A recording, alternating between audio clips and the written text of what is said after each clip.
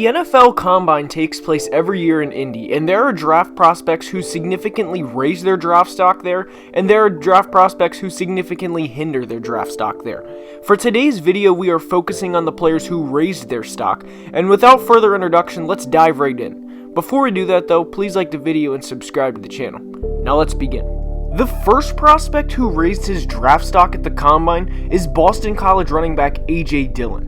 Dillon is 6 feet tall and weighs nearly 250 pounds and ran a 4.53 40. Any questions surrounding his straight line speed were answered, and not only did he put up a great 40 for his size, but he jumped 41 inches in the vertical leap, which is outstanding.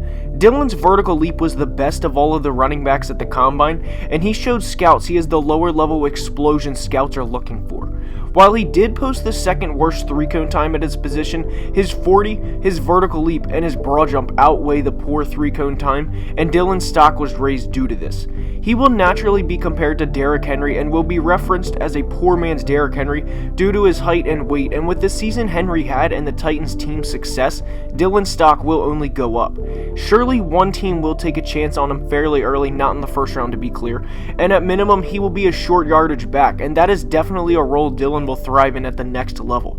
He had 38 rushing touchdowns during his time at Boston College, so he definitely has a nose for the end zone. The next prospect who raised their draft stock was Louisville offensive tackle Makai Becton. Makai Becton is a big boy, as his height weight at the Combine was measured at 6'7", 364. He ran an unprecedented 5'1", 140 and had a 1.77 10-yard split. Becton was a great prospect before the Combine, but this performance only enhanced his stock. Before the Combine was over, I thought the Giants would draft him at 4th overall because of his incredible performance, but then Isaiah Simmons happened, and now I think Becton slides a little bit, but not outside of the top 10. Becton's obvious comparison is Bryant McKinnie because McKinnie had similar height and weight as him. I hope there is a difference though between the two because McKinnie routinely had weight problems and showed up to camp a few times around 400 pounds. Back to the main point though, and Becton raised his draft stock with a strong Combine performance, and he will go top 10 in the upcoming draft.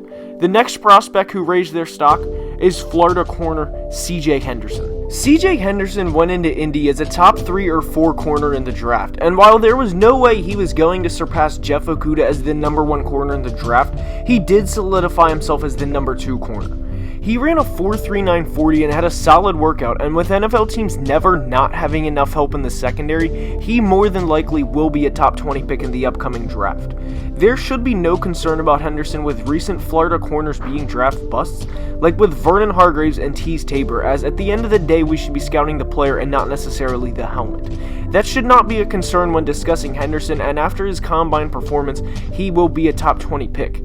The next player that boosted their draft stock at the Combine is Notre Dame offensive weapon Chase Claypool. Chase Claypool weighed in at the Combine at 238 pounds, and people rightfully so were wondering if he was bulking up to be a tight end at the next level.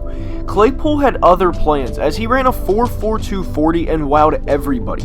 His 40 was faster than TCU receiver Jalen Reagor, who is expected to run in the 4.3s and weighed 30 less pounds than Claypool.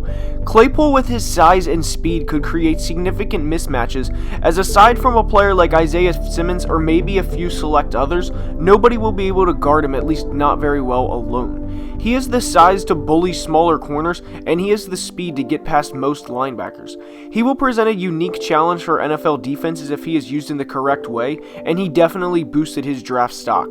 The next prospect who boosted his draft stock is Iowa offensive tackle Tristan Wirfs. Tristan Wirfs had an outstanding Combine, as he, for starters, set the NFL record with a 36.5-inch vertical leap for offensive linemen, and he really showed scouts the lower body explosion they're looking for in an offensive tackle. Not only did he break this record, but he tied another with a 10-1 broad jump, and at 320 pounds, that's absolutely insane. He also posted the best 40 of any offensive lineman with a 4.85 40, and he cemented himself as a top 10 pick.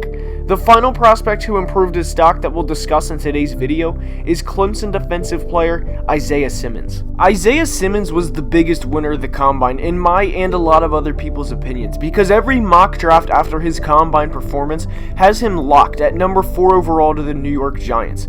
He ran an unprecedented 4.3840 at 238 pounds, which is only something him and Calvin Johnson have done at or above the weight of 235 pounds.